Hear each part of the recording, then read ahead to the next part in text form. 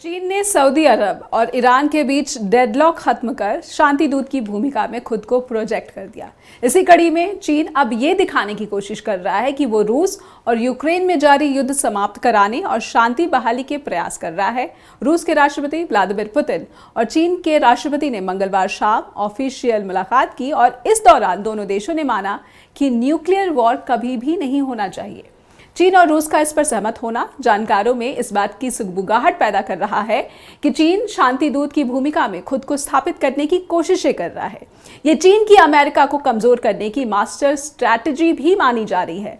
Let's decode these codes and these questions. News agency AFP का कहना है कि जिनपिंग और पुतिन ने अपनी बैठक में एक अहम घोषणा पत्र पर हस्ताक्षर किए। इस घोषणा पत्र में लिखा था कि परमाणु जंग नहीं होनी चाहिए। पुतिन ने भी जिनपिंग से रूस यूक्रेन जंग पर बातचीत करते हुए कहा कि चीन के पीस प्लान को जंग खत्म करने के आधार के रूप में इस्तेमाल किया जा सकता है। उन्होंने कहा कि जब पश्चिमी देश और कीव तैयार हों तब शांति पहल को आगे बढ़ाया जा सकता है। लेकिन यहां पर एक बात जरूर स्पष्ट कर दें कि चीन के 12 पॉइंट्स के पीस प्लान में रूसी सैनिकों की यूक्रेन से वापसी का कोई जिक्र नहीं है। इसमें सिर्फ बातचीत करने और राष्ट्रीय संप्रभुता का सम्मान करने की बात कही गई है।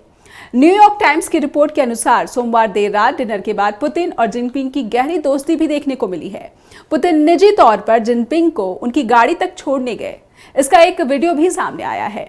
इसमें जिनपिंग होटल जाने के लिए क्रेमलिन से रवाना होते दिखे। पुतिन भी उनके साथ थे। चलिए ये जानते हैं कि चीन का असल में पूरे विवाद पर, पूरे मसले पर इरादा क्या दिखता है। चीन की रणनीति असल में क्या है? यूक्रेन पर आक्रमण के बाद पहली बार जिनपिंग 20 मार्च को रूस की यात्रा पर पहुंचे।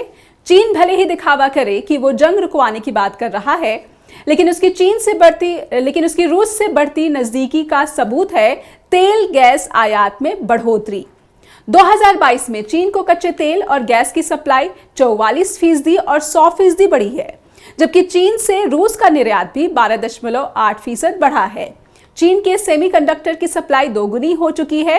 शी की यात्रा के एजेंडे के रूप में रूस से नई गैस पाइपलाइन हासिल करना भी है। वैसे भी यूरोप से जर्मनी तक जा रही नॉर्ड स्ट्रीम 2 रद्द हो चुकी है। जिनपिंग का मकसद वैश्विक स्तर पर चीन के प्रभाव को बढ़ाना है, अपनी छवि भी सुधारना है। रूस और यूक्रेन की जंग को लगभग 13 महीने गुजर चुके हैं और जंग अभी भी किसी भी नतीजे पर नहीं पहुंच सकी है। रूस के राष्ट्रपति पुतिन झुकने को तैयार नहीं। यूक्रेन के राष्ट्रपति ज़ेलेंस्की जिद पर अड़े हैं। ऐसे में अब दोनों देशों में शांति समझौता कराने के लिए चीन के राष्ट्रपति जिनपिंग आगे आए हैं। सऊदी अरब ईरान के बीच दोस्ती कराने के बाद चीन अब रूस यूक्रेन की दोस्ती कराना चाहता है। लेकिन एक्सपर्ट्स कहते हैं कि इस पीस प्लान के जरिए चीन खुद को जिम्मेदार महान शक्ति के रूप में दिखाने की कोशिश कर रहा है। हांगकांग स्थित सिटी यूनिवर्सिटी में लॉ प्रोफेसर वांग जियांगू ने न्यूज एजेंसी से कहा है कि जिनपिंग वैश्विक मंच पर एक ऐसे राजनेता के रूप में दिखना चाहते हैं जिसका रुतबा कम से कम अमेरिकी नेता के बराबर हो। इतना ही नहीं, अगर चीन की वजह दोनों देशों के बीच जंग रुक जाती है चीन के कारण, तो इससे जिनपिंग को अपनी छवि सुधारने का मौका मिलेगा। जिनपिंग ने कभी भी यूक्रेन पर रूसी हमले की निंदा नहीं की है। उल्टा रूस के साथ उसके संबंध गहरे हुए हैं। ऐसे में अगर दोनों देशों के बीच जंग रुकवाने में चीन का हाथ होता है तो जिनपिंग की छवि सुधर सकती है। इतना ही नहीं, जानकार ये भी मानते हैं कि चीन का ये पीस प्लान उसके लिए कम लागत में ज्यादा रिटर्न देने वाला है। चीन के हौसले इस समय इसलिए बुलंद हैं क्योंकि वो हाल ही में सऊदी अरब और ईरान की दोस्ती कराने में कामयाब रहा है। 7 साल से सऊदी अरब और ईरान के रिश्तों में खटास थी, लेकिन चीन की मध्यस्थता के बाद दोनों देशों के बीच अब फिर से राजनयिक संबंध स्थापित हो चुके हैं। सऊदी अरब और ईरान के बाद चीन अब रूस और यूक्रेन में भी पहले जैसी दोस्ती कराने की कोशिश कर रहा है।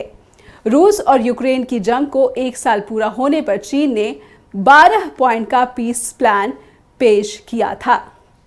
तो रूस और चीन दोनों इस बात पर सहमत हुए हैं कि पीस प्लान जो है वो प्रोजेक्ट होना चाहिए, लेकिन पुतिन ने शर्त रखी है कि बशर्ते इसके बारे में, इस पीस प्लान पर कीव और यूरोप राजी हो सके। चीन का कहना है कि परमाणु हथियार का इस्तेमाल नहीं होना चाहिए और कहीं ना कहीं चीन खुद की छवि सुधारने की कोशिश कर रहा है और यही वजह है कि जब चीन के राष्ट्रपति शी जिनपिंग रूस पहुंचे तो उन्होंने पहले ही इस बात के संकेत दे दिए थे कि रूस और यूक्रेन के जंग में वो शांति बहाली की या फिर बातचीत शुरू करने के लिए मध्यस्थता कर सकते हैं। कई रिपोर्ट्स में ये भी कहा गया था कि वो रूस की यात्रा पर जाने से पहले फोन पर यूक्रेन के राष्ट्रपति जेलेंस्की से बात करने वाले हैं। चीन अपनी भूमिका पहले ही स्पष्ट कर चुका है कि वो सऊदी अरब और ईरान के बीच रिश्तों में चल रही दरार को पाटने में शांति दूत की भूमिका निभा चुका है और ऐसे में अब उसका जो अगला पड़ाव है रूस और यूक्रेन के बीच दोस्ती कराने का है। ये प्रोजेक्शन चीन की तरफ से किया जा रहा है, लेकिन जानकार कह रहे हैं कि कहीं ना कहीं खुद को अमेरिका के समानांतर खड़ा करने की कोशिश में चीन के राष्ट्रपति शी जिनपिंग का ये एक मास्टर स्ट्रैटेजी नजर आती है। और दोनों देशों में, वो रूस हो या फिर चीन हो, दोस्ती जो है रूस यूक्रेन युद्ध के बाद और ज़्यादा गहरी हुई है और चीन लगातार इस पूरे मसले पर रूस का साथ देता रहा है, चाहे वो यूनाइटेड नेशंस की अलग अलग सभाओं में ही क्यों ना हो। जब भी रूस के खिलाफ कोई प्रस्ताव सामने आया तो चीन ने उसका विरोध किया है। इसके साथ डिकोड द कोर्स में आज के लिए बस इतना ही। फीडबैक देना ना भूलें info@justbroadcasting.com पर और neha@justbroadcasting.com पर। फिर मिलेंगे। नमस्कार।